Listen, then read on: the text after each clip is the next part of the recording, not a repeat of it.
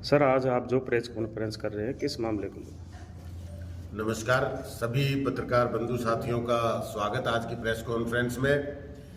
आज भारतीय जनता पार्टी का जिस तरह से पहले 5 साल का कार्यकाल और फिर गठबंधन में 4.5 साल का कार्यकाल पूरा हुआ और इस कार्यकाल के दौरान हरियाणा की जनता ने जो सहा, जो देखा, भ्रष्टाचार से भरपूर ये सरकार रही।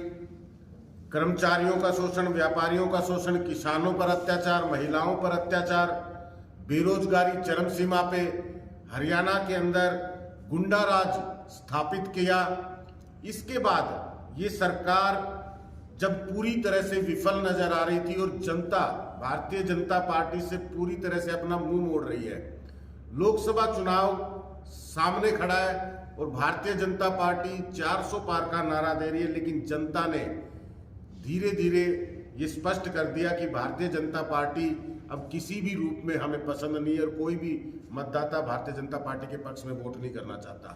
उदाहरण के तौर पे महेंद्रगढ़ में आपने एक रैली में देखा होगा, 400 पार का नारा देने वाली पार्टी 400 कुर्सियां नहीं भर पाई, 400 लोग नहीं जुटा पाई अपनी इस रैली के अंदर।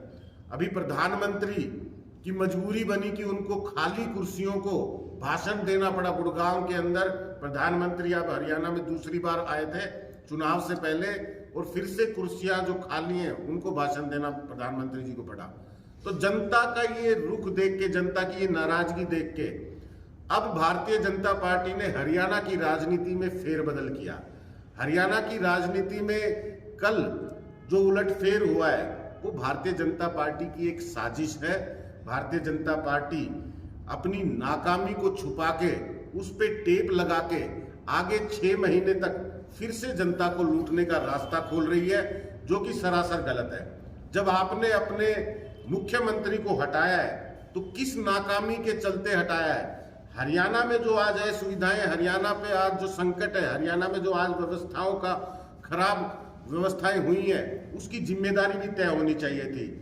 आज मुख्यमंत्री जी को हरियाणा की जनता से माफी भी मांगनी चाहिए थी, लेकिन ये जिम्मेदारी तय नहीं की गई और सिलसिलेवार तरीके से साजिश के रूप में सरकार को गिराया गया और जातीय ध्रुवीकरण करने के लिए एक नया ड्रामा रचा गया है।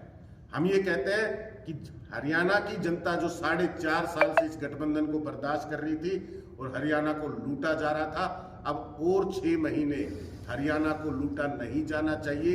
इसी वक्त हरियाणा की जनता को ये मौका मिलना चाहिए कि हरियाणा में चुनाव कराया जाए, हरियाणा की जनता को ये अवसर मिले कि वो सही सरकार, अपने हक की सरकार चुन सके और 6 महीने प्रदेश को लूटने से बचाया जा सके। ये हमारी प्रमुख मांग है।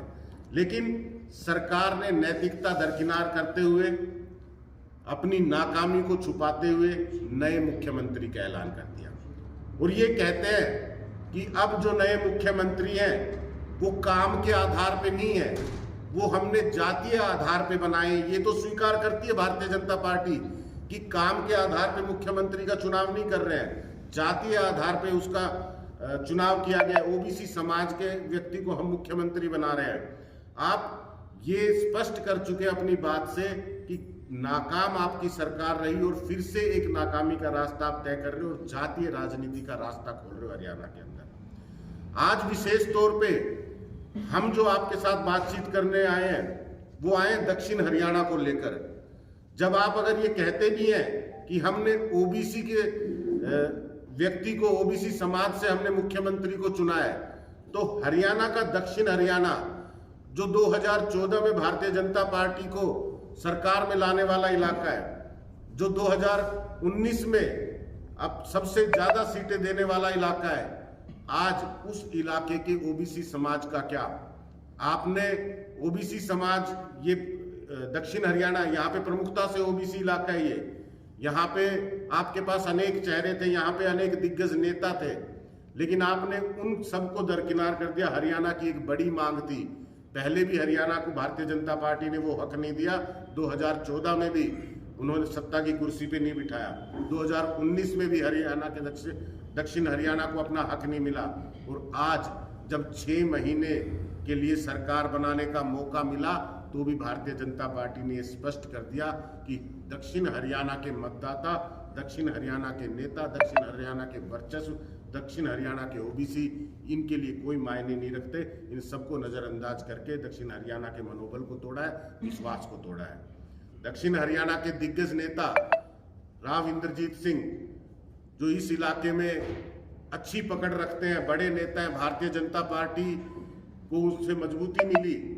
आज उन्होंने अपने गौरव, अपने शौर्य, राव तुलाराम जी का नाम छोड़कर मोदी जी का नाम अपने नाम के साथ जोड़ा, मोदी का परिवार उन्होंने अपने नाम के साथ लिखा। उसके बावजूद भी भारतीय जनता पार्टी के किसी भी मायनों पर वो फिट नहीं बैठते और आज भी वो भारतीय जनता पार्टी के निचले पायदान पर ही खड़े, कोई जगह उनको नहीं दी गई। कृष्णपाल गुर्जर केंद्र में मंत्री रहे, आज सांसद है, वो भी दक्षिण हरियाणा से भारतीय जनता पार्टी को मजबूत करते हैं। उनको भी मौका दिया जा सकता था, लेकिन उनको भी कहीं किसी तरह की दावेदारी में भी शामिल नहीं किया गया।